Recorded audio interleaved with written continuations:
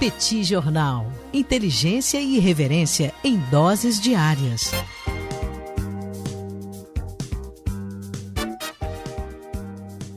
Olá, caríssimas e caríssimos ouvintes do Petit Jornal, caríssimas apoiadoras e caríssimos apoiadores do Petit Jornal. Estamos aqui hoje para mais uma coluna de política internacional e o tema de hoje é o golpe de Estado na Guiné. E eu já vou começar tentando superar um dos problemas que muita gente enfrentou para entender o que está acontecendo na Guiné, que é a confusão com a Guiné-Bissau. Cuidado, Guiné-Bissau fica ao norte da Guiné, que acaba sendo chamada de Guiné-Conakry, por causa da capital desse país, que é, Conakry. Então nós estamos falando, para deixar claro, sobre a Guiné e não sobre a Guiné-Bissau. E a informação que nós tivemos nesse último domingo é que houve um golpe de Estado perpetrado pelos militares do país que depuseram o presidente Alpha Condé, de 83 anos, que, ao que tudo indica, está sob custódia das Forças Armadas do país. Assume a presidência, no seu lugar, o militar Mamadi Doumbouya, que anunciou a suspensão da Constituição do país com o objetivo de reescrever um outro texto constitucional.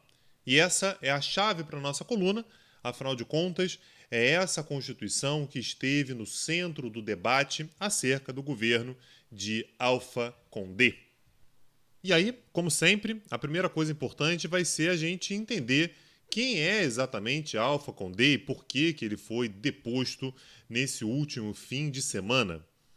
Antes de mais nada, é importante sabermos que ele já está no cenário político do país há bastante tempo e se notabilizou nos seus primeiros anos de carreira política por fazer oposição a Sékou Touré, que foi primeiro presidente da Guiné independente, presidiu o país entre 1958 e 1984. E ele, Alpha Condé, não abandonou essa sua posição oposicionista aos principais governos do país tão cedo. Tanto é que chegou a ficar preso entre 1998 e 2001, exatamente por fazer oposição ao presidente Lansana Conté.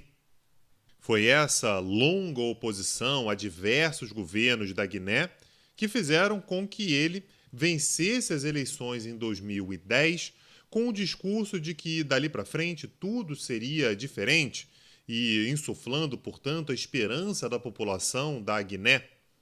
Porém, acho que não é uma grande surpresa se soubermos que, uma vez no Palácio Presidencial, ele começou a fazer tudo aquilo que ele mesmo já havia sofrido nas mãos de outros presidentes.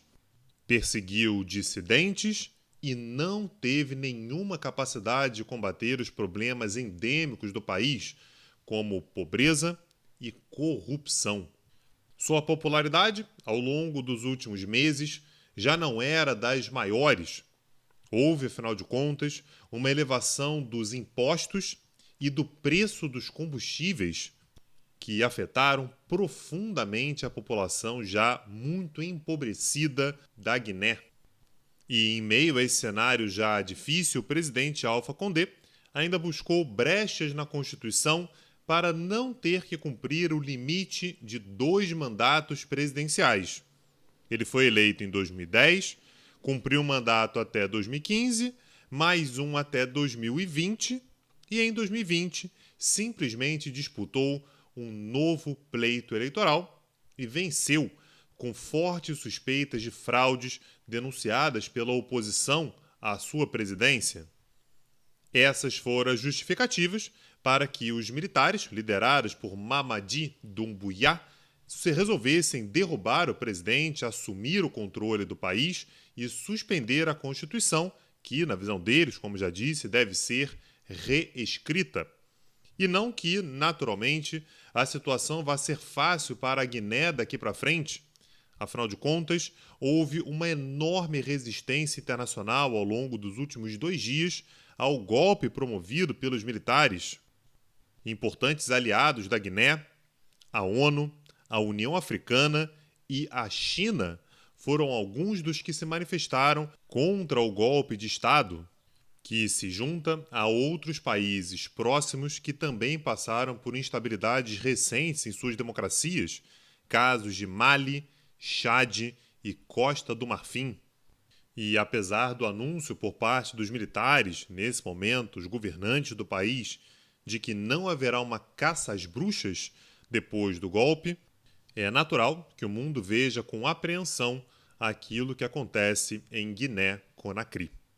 E se essa e outras colunas são esclarecedoras e úteis para você, você pode se tornar um apoiador do nosso projeto acessando o nosso site www.petitjornal.com.br. O Petit Jornal é uma mídia pequena e independente e conta integralmente com seus apoiadores para a sua manutenção e seu sustento. Então acessa lá www.petitjornal.com.br e deixe a sua contribuição. E te convido também para dar uma olhada no curso do Petit Jornal que está rolando nesse momento.